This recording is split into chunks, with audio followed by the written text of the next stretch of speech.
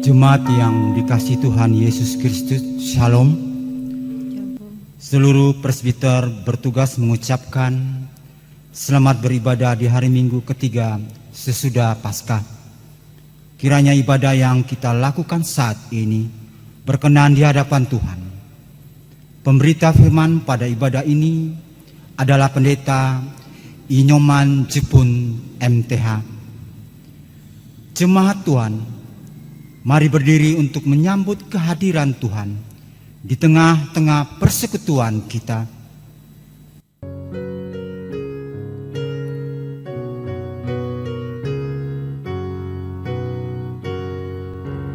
Tuhan Allah hadir pada saat ini, hai sembah sujud di sini. Diam dengan hormat, tubuh serta jiwa, tunduklah menghadap Dia. Marilah umatnya, hatimu serahkan dalam kerendahan.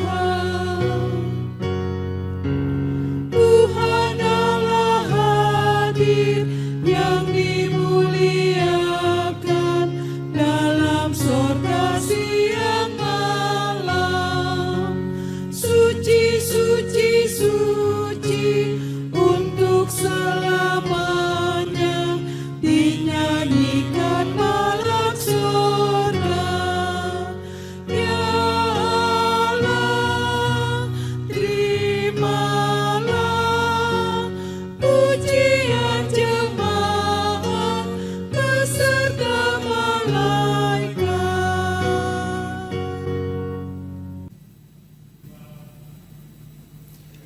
Saudara umat Tuhan, mari kita tabiskan ibadah kita. Pertolongan kita adalah dalam nama Tuhan yang menjadikan langit dan bumi.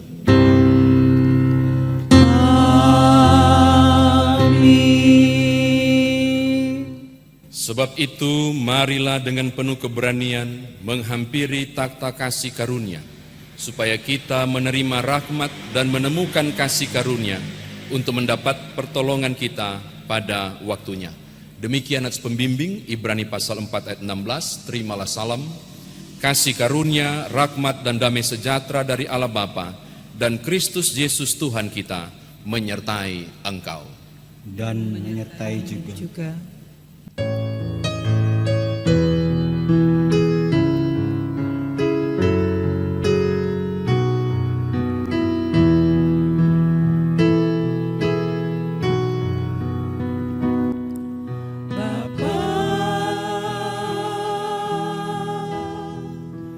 Engkau sungguh baik, kasih-Mu melimpah di hidupku.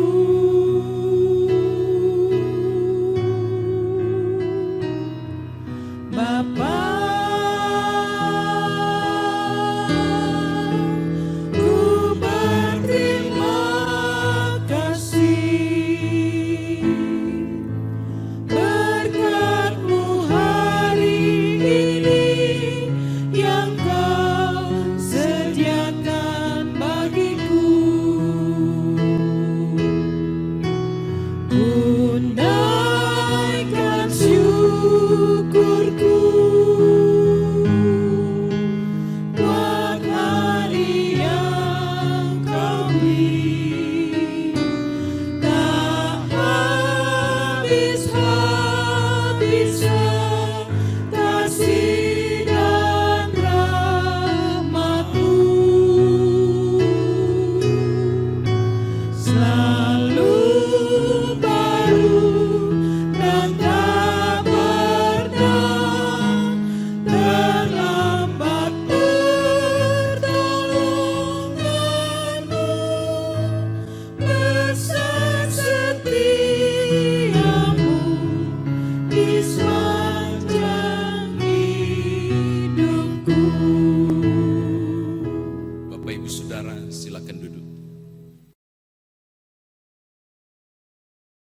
Jemaat Tuhan, mari berdoa.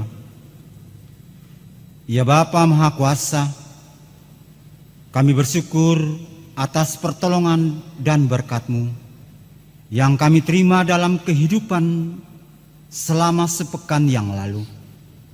Layakkan kami dan berkenanlah atas ibadah, sembah sujud, dan pujian yang kami panjatkan kepadamu. Ya Tuhan yang penuh kasih, dalam kelemahan kami, inilah pengakuan kami kepadamu. Kami mengakui kesulitan kami untuk tetap hidup dalam hikmat-Mu.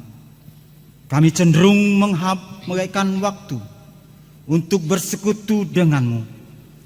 Kami mengabaikan hikmat Tuhan yang telah kami dengar. Kami dengan mudah mengabaikan orang lain dan mementingkan diri sendiri. Ampunilah kami yang tak mampu untuk saling menjaga, sehingga semua orang dalam persekutuan ini tetap berada dalam kekudusan hidup. Ajarlah kami untuk melihat kesempatan dengan baik, sehingga kami tidak saling menjatuhkan, namun saling mendukung bagi segenap ciptaan-Mu. Karena itu, Tuhan, kami memohon,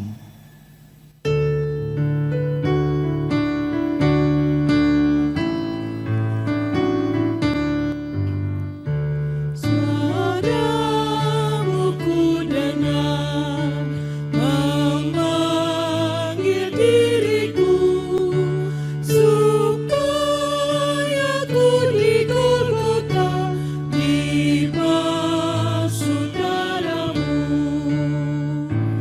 Aku datanglah, Tuhan, padamu. Dalam darah-Mu kudus sucikan diriku. Kendati ku lemah, kenapa Kau beri, Kau hapus aib dosaku, hidupku pun bersih. Aku datanglah, Tuhan, padamu.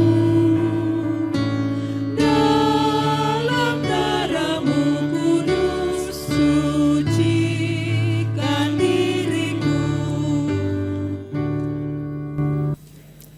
Bapak Ibu Saudara yang diberkati oleh Tuhan, mari kita berdoa memohon tuntunan Roh Kudus bagi firman Tuhan yang sebentar akan kita baca dan kita renungkan. Mari berdoa. Kami mau mendengarkan firman-Mu ya Bapa. Tolonglah kami dengan hikmat Tuhan, pengertian yang Tuhan beri, agar kami boleh memahami kekayaan firman Tuhan ini. Selanjutnya, biarlah setiap kami yang sudah mengerti firman, didorong oleh kuasa Roh Kudus untuk mengerjakannya. Demi Yesus Kristus firman yang hidup, kami berdoa. Amin. Umat Tuhan, mari berdiri untuk mendengarkan firman Tuhan yang dibaca dari Alkitab. Haleluya. Haleluya, haleluya, haleluya.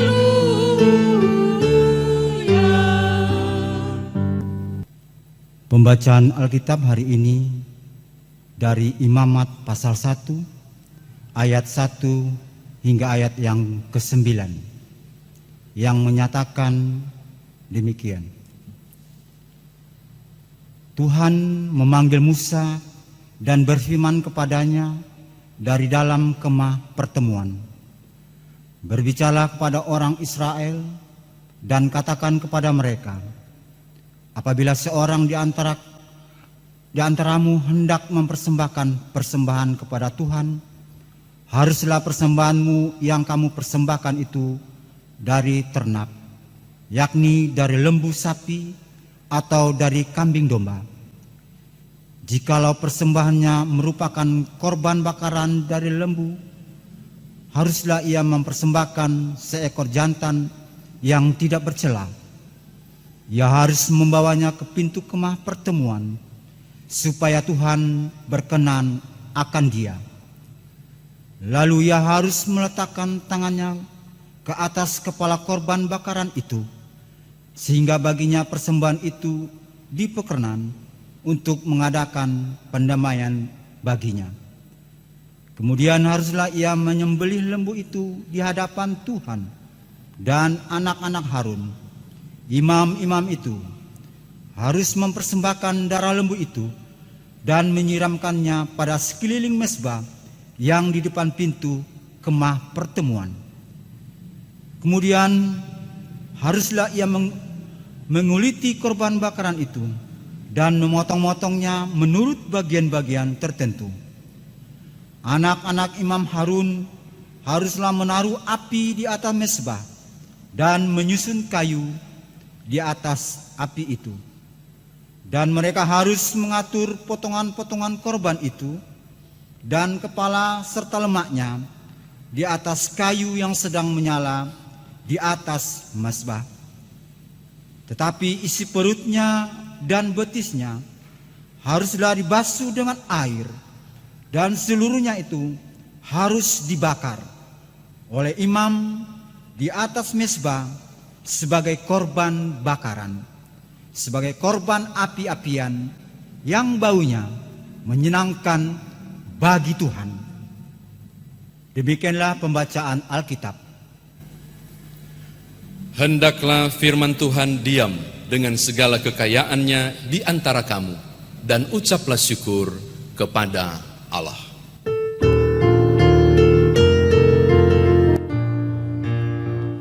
Kepadamu puji-pujian, pada syukur dan segala kemuliaan. Ya Bapa, Putra, Roh Kudus, sampai kekal selama-lamanya. Silakan duduk. Shalom Bapak Ibu, selamat hari Minggu.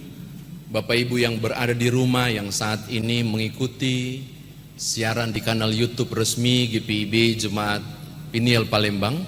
Hari Minggu ini kita memasuki Minggu Paskah 4. Atau kalau menggunakan istilah yang berbeda, dia menjadi hari Minggu ketiga sesudah Paskah. Ini harus diluruskan karena di Sabda Guna Dharma agak berbeda. Jadi yang benar adalah kalau pakai 4 berarti kita sedang memasuki hari Minggu Paskah 4. Kalau menggunakan kata sesudah berarti hari Minggu sesudah, hari Minggu ketiga sesudah Paskah. Jadi yang benar sekarang kita memasuki hari Minggu ketiga sesudah Paskah, yaitu hari Minggu Paskah 4. Jadi ini supaya istilah-istilah liturgi ini tidak salah dipergunakan.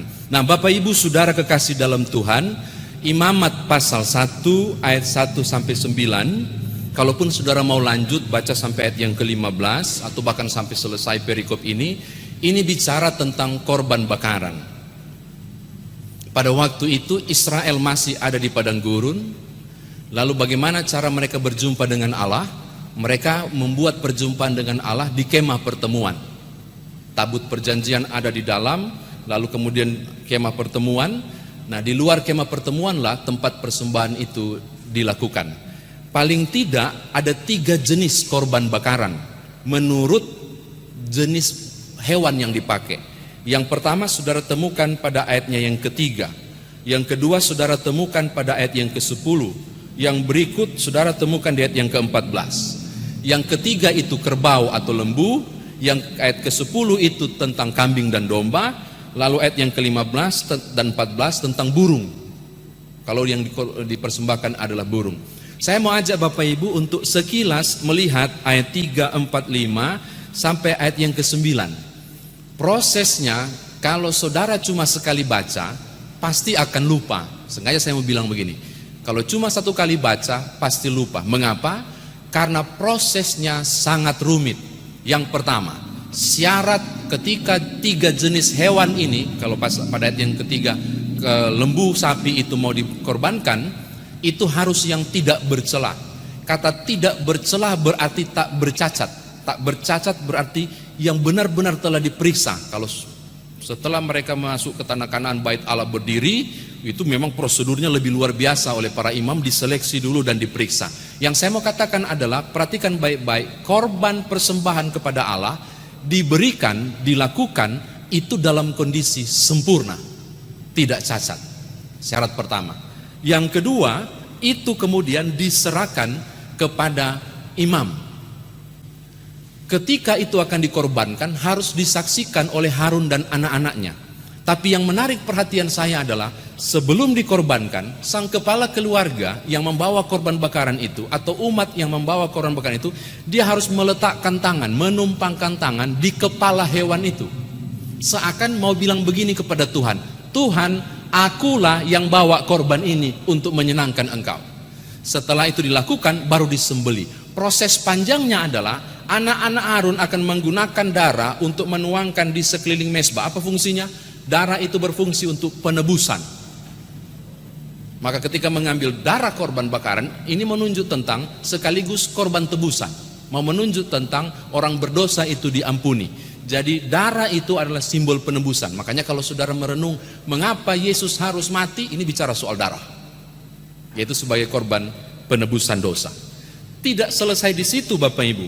Kalau saudara membaca ayat yang ke-6, 7, 8 sampai 9 rumit banget. Ada bagian dalam perutnya, bagian ditaruh di api, dibersihkan dan diatur sedemikian rupa. Mengapa Tuhan, catatan kedua, mengapa Tuhan mengatur sedemikian? Mengapa sampai Allah kemudian meminta supaya ini bersih?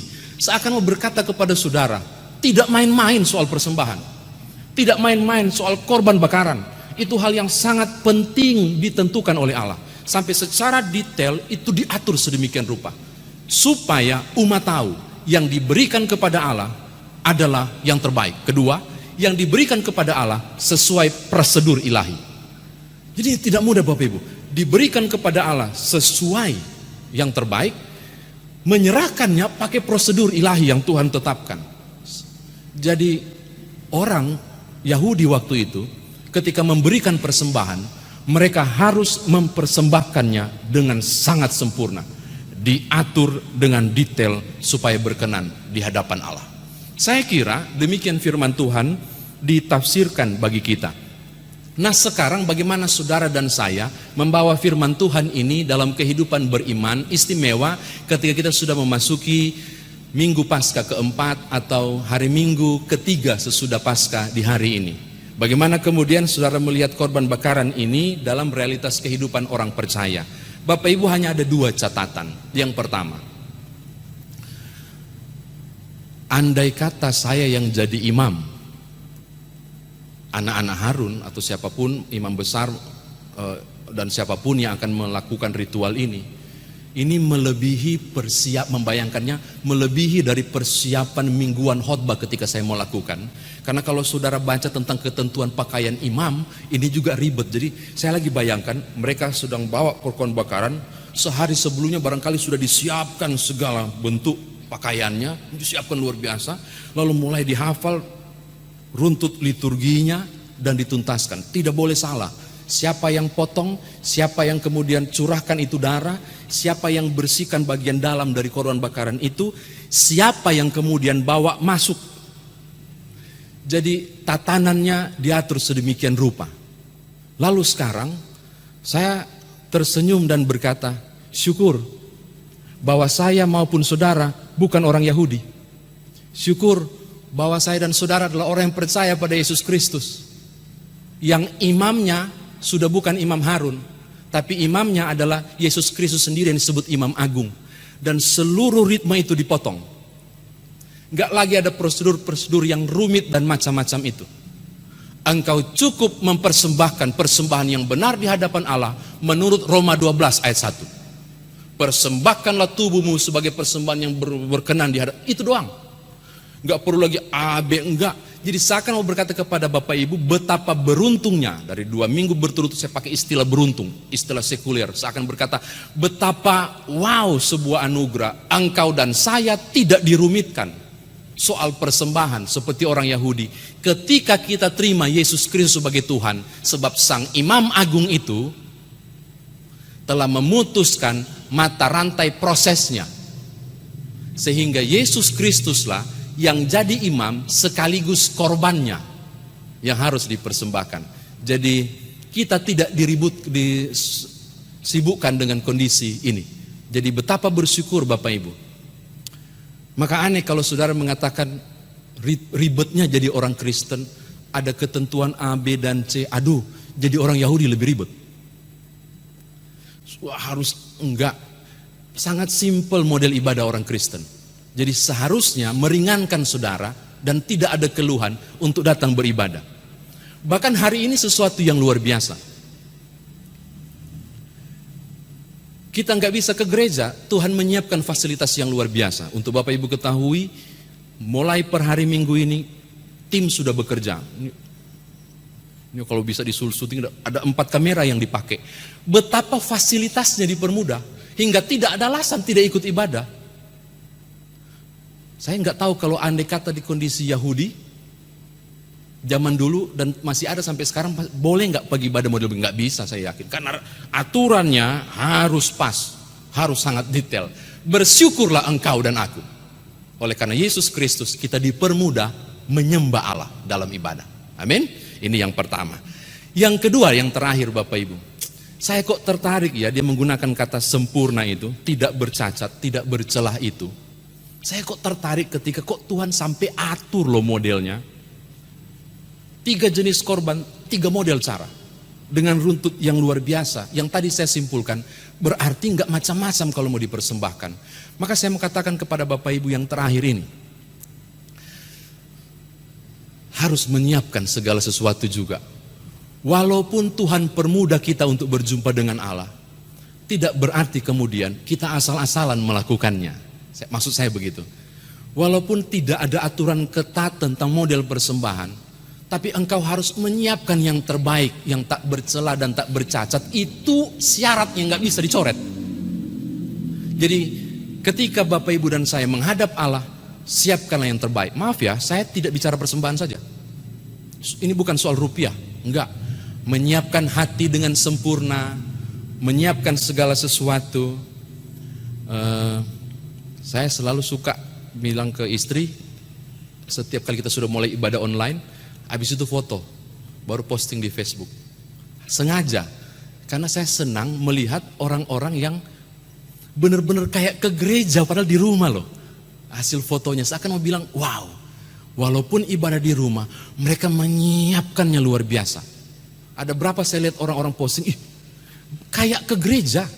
Jadi betapa itu disiapkan dengan sempurna. Maka saya mau tutup khotbah ini bahwa Bapak Ibu, ritme ibadah kita yang sejati, ibadah kita adalah, tubuh kita adalah bait Allah, kehidupan kita adalah ibadah. Maka saya mau katakan, lakukanlah yang terbaik. Sebagai bentuk kita menyembah Allah dalam ibadah. Persembahkan segala sesuatu yang terbaik. Bukan cuma rupiah, waktu dan tenaga kita yang terbaik untuk Tuhan. Dengan kata lain, semua yang kita persembahkan, semua yang kita korbankan adalah untuk Tuhan dan kemuliaannya. Tadi saya bilang cuma 2, ada 1. Karena harus dihubungkan dengan COVID-19, dengan physical distance, dengan kondisi-kondisi yang sangat sulit saat ini. Ibadah yang sejati adalah mengunjungi yatim piatu dan para janda. Maka adalah tepat jika ibadah yang sejati kita bukan hanya di YouTube, tapi juga bagaimana caranya walaupun nggak keluar, tapi kita bisa menjadi saluran berkat bagi orang-orang yang membutuhkan. Efek physical distance, hancurnya perekonomian, atau mereka yang dalam kondisi terpuruk kesehatan dan seterusnya.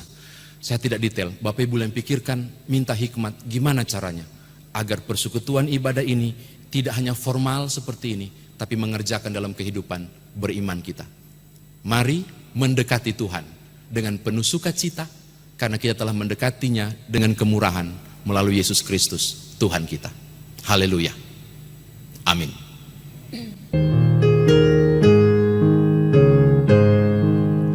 Sungguh lembut Tuhan Yesus memanggil aku dan kau. Lihatlah Dia prihatin menunggu aku dan kau. Hai mari datanglah, kau yang lelah, mari datanglah. Sungguh lembut Tuhan Yesus memanggil, kau yang sesat, marilah. Janganlah ragu, Tuhanmu mengajak aku dan kau. Jangan enggan menerima kasih-Nya terhadap aku dan kau. Hai mari datanglah, kau yang lelah, mari datanglah. Sungguh lembut Tuhan Yesus memanggil, kau yang sesat, marilah. Bapak, Ibu, Saudara, bersama dengan seluruh orang percaya di segala tempat dan abad, mari kita berdiri, bersama-sama kita mengucapkan pengakuan iman rasuli dengan hati dan mulut serta sikap sempurna. Masing-masing kita berkata, aku percaya kepada Allah, Bapa yang Maha Kuasa, Halik langit dan bumi, dan kepada Yesus Kristus anaknya yang tunggal Tuhan kita, yang dikandung daripada Roh Kudus, lahir dari anak darah Maria, yang menderita di bawah pemerintahan Pontius Pilatus, disalibkan, mati dan dikuburkan, turun ke dalam kerajaan maut, pada hari yang ketiga bangkit pula dari antara orang mati, naik ke sorga, duduk di sebelah kanan Allah, Bapa yang Maha Kuasa, akan datang dari sana untuk menghakimi orang hidup dan yang mati. Aku percaya kepada Roh Kudus, gereja yang kudus dan am, persekutuan orang kudus, pengampunan dosa, kebangkitan daging, dan hidup yang kekal. Silakan duduk. Saudara, kita mau masuk dalam doa syafaat. Mari kita satu dalam doa, kita berdoa. Segala puji, syukur, hormat, kemuliaan kami naikkan kepadamu ya Bapa, untuk persekutuan yang Tuhan anugerahkan kembali di pekan ini, memuliakan nama Tuhan. Kami boleh bersekutu di rumah kami masing-masing. Kami disatukan melalui siaran video kanal YouTube ini. Lalu di dalamnya juga kami merasakan ikatan yang luar biasa dengan Kristus. Kami boleh berbeda tempat, kami boleh tidak sama lokasi, tapi Engkau menyatukan kami dengan kuasa-Mu melalui iman dan pengharapan kami. Ketika media-media ini tercipta lewat hikmat Tuhan dengan berbagai alat yang kami gunakan saat ini, terpujilah nama-Mu. Firman Tuhan sudah kami dengar, kami bersyukur bahwa Kristus Yesus Imam Agung telah memudahkan kami bagaimana kami berjumpa dengan Allah, mempersembahkan korban syukur kami kepadamu. Kami tidak merasa lagi kesulitan karena Kristus yang mati dan bangkit menjadi jembatan langsung kami menjumpai Engkau ya Bapa, Sang Pencipta langit dan bumi. Terpujilah nama-Mu. Maka biarlah ibadah yang kami kerjakan tidak hanya ritual dalam bentuk liturgi, kami juga diajak untuk menjumpai Allah melalui orang-orang yang terpuruk. Supaya Tuhan tidak berkata, ketika aku lapar, aku haus, aku dalam penjara, Engkau tidak memberi aku makan, minum dan menjenguk aku. Melainkan Tuhan justru berkata dengan senyum kepada kami, bahwa ketika engkau menempatkan diri seperti orang yang butuh pertolongan, orang-orang yang kesulitan, kami telah menjadi alat Tuhan untuk menopang mereka sebagai bentuk ibadah kami yang berkenan kepada Tuhan. Bapa, terima kasih. Hamba berdoa bersama umat yang tertunduk saat ini, menyerahkan Indonesia, Sumatera Selatan, Palembang ke dalam tangan pengasihan Tuhan. Bersama dengan semua warga Piniel Palembang dan setiap warga umat percaya yang mampir di kanal YouTube ini dan bersatu dalam doa, kami menjerit dan bersuara di hadapan Tuhan untuk memohon, dalam nama Tuhan Yesus, kasihanilah kami, kasihanilah dunia ini, kasihanilah Indonesia. Tuhan, pulihkanlah negeri ini dalam nama Tuhan Yesus. Hanya Engkaulah dan kuasa-Mu yang mampu bekerja. Hanya Tuhan jualah andalan kami. Berkati pemerintah, TNI, Polri, para medis dan dokter. Tuhan, tolonglah mereka supaya mereka mampu mengerjakan semua tanggung jawab dengan baik, terutama pemerintah. Memikirkan langkah-langkah konkret untuk memulihkan negeri ini karena Tuhan. Termasuk para relawan yang telah memberi diri, waktu dan tenaga, sehatkan terus mereka. Kami percaya meringankan penderitaan orang lain adalah pekerjaan ilahi. Maka kami yakin ketika tiap-tiap orang bahu-membahu mengerjakan tanggung jawab ini, Engkau memperhitungkan ini sebagai kebenaran. Termasuk kami yang diam di rumah, kami yang tetap di rumah untuk berupaya memutuskan penyebaran, mata rantai penyebaran COVID-19. Beri kami kesabaran dan taat untuk menanti proses ini, supaya bersama dengan semua elemen bangsa, karena Tuhan, negeri ini dipulihkan. Bapa, terima kasih. Kami terus berdoa bagi mereka yang sakit, mereka yang berduka, mereka yang terdampak secara ekonomi dan finansial, mereka yang menanti hasil tes, mereka yang menunggu beberapa hal sehubungan dengan kondisi terbaring sakit, bukan hanya karena COVID-19, mereka yang berduka dan kehilangan. Pakailah kuasa Tuhan melalui pihak manapun untuk memulihkan kondisi mereka. Yang sakit pulihkanlah dan tabahkan, yang berduka hiburkanlah. Terima kasih Bapa. Saudara-saudara kami yang sedang menanti kondisi ini, pemulihan untuk ekonomi, bisnis dan usaha mereka, tingkap berkat-Mu bukalah untuk memberikan pemulihan, supaya oleh karena kuasa Allah di tiap dimensi kehidupan kami, entah kesehatan, entah kondisi emosional, entah finansial kami, secara keseluruhan mengalami pemulihan dari Allah. Terpujilah nama-Mu, ini doa kami, ini mohon hati kami, demi Tuhan Yesus Juru Selamat yang mengajar kami berdoa. Bapa kami yang di sorga, dikuduskanlah nama-Mu, datanglah kerajaan-Mu, jadilah kehendak-Mu di bumi seperti di sorga. Berikanlah kami pada hari ini makanan kami yang secukupnya, dan ampunilah kami akan kesalahan kami, seperti kami juga mengampuni orang yang bersalah kepada kami. Dan janganlah membawa kami ke dalam pencobaan, tapi lepaskanlah kami daripada yang jahat.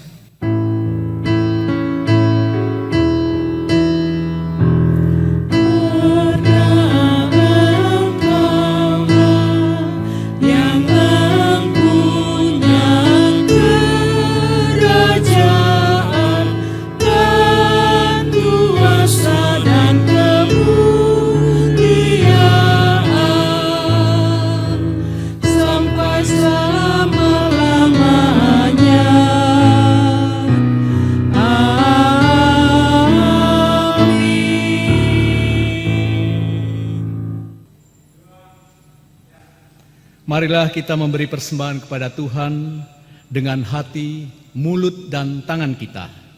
Seperti yang tertulis dalam kitab Roma pasal 12 ayatnya yang pertama. Karena itu saudara-saudara, demi kemurahan Allah, aku menasihatkan kamu, supaya kamu mempersembahkan tubuhmu sebagai persembahan yang hidup, yang kudus, dan yang berkenan kepada Allah. Itu adalah ibadahmu yang sejati. Demikian firman Tuhan. Tuhan memberkati saudara dan persembahan saudara.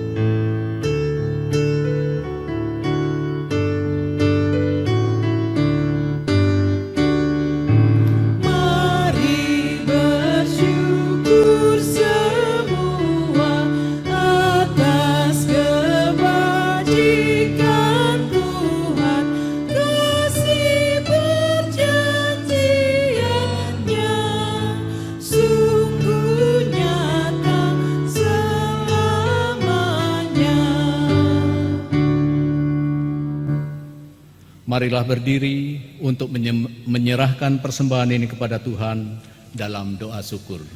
Kita berdoa. Ya Tuhan Yesus, kami bersyukur kepadamu karena kasih dan pengorbananmu mendorong kami untuk memberi persembahan sukarela ini. Kami sadar bahwa persembahan kami ini tidak sebanding dengan korban tubuh dan darahmu yang Engkau persembahkan bagi kami dan dunia ini. Terima serta kuduskanlah ya Tuhan, agar berguna untuk pelayanan kasih dan keadilan demi kemuliaan-Mu. Amin. Segenap presbiter yang bertugas mengucapkan terima kasih kepada seluruh warga jemaat yang telah mengikuti rangkaian ibadah hari Minggu ketiga sesudah Paskah, tanggal 3 Mei 2020 di rumah masing-masing ataupun di mana saja Bapak Ibu berada. Ringkasan warta jemaat dalam sepekan ini antara lain yang pertama, ucapan terima kasih. Majelis Jemaat GPIB Peniel Palembang mengucapkan terima kasih kepada keluarga Sabto Hadi, Sektor 4, atas sumbangannya berupa beras sebanyak 20 karung, dan doa kami kiranya Tuhan Yesus Kristus yang adalah Kepala Gereja senantiasa memberkati keluarga Bapak Sabto Hadi bersama dengan keluarga. Yang kedua, ulang tahun. Majelis Jemaat GPIB Peniel Palembang mengucapkan selamat ulang tahun dan selamat berbahagia kepada warga jemaat yang berulang tahun dalam pekan ini. Tuhan memberkati dan menyempurnakan kebahagiaan Bapak, Ibu, Saudara-saudari. Yang ketiga, himbauan bagi Bapak Ibu yang sudah memberikan persembahan, maka persembahan yang telah dikumpulkan dapat diantar langsung ke kantor Majelis Jemaat atau disetorkan melalui rekening GPIB Peniel Palembang, dan ibadah selanjutnya tetap dilakukan di rumah atau di keluarga masing-masing. Kami mengucapkan terima kasih kepada seluruh jemaat yang tetap di rumah masing-masing dalam upaya memutus mata rantai penyebaran COVID-19. Demikian ringkasan warta jemaat minggu ini. Atas perhatiannya diucapkan terima kasih. Selamat hari Minggu, Tuhan Yesus memberkati. Umat Tuhan, mari berdiri, mari kembali dalam kehidupan sehari-hari dan mengerjakan firman Tuhan yang sudah kita dengar.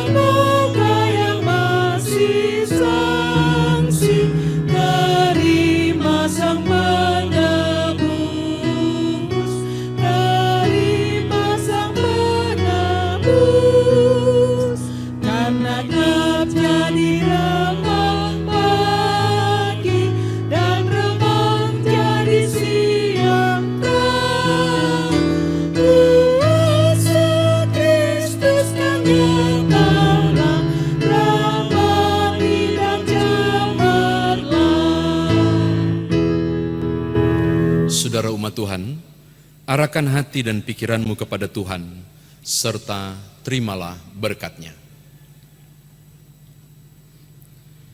Tuhan memberkati engkau dan melindungi engkau. Tuhan menyinari engkau dengan wajah-Nya dan memberi engkau kasih karunia. Tuhan menghadapkan wajah-Nya kepadamu dan memberi engkau damai sejahtera.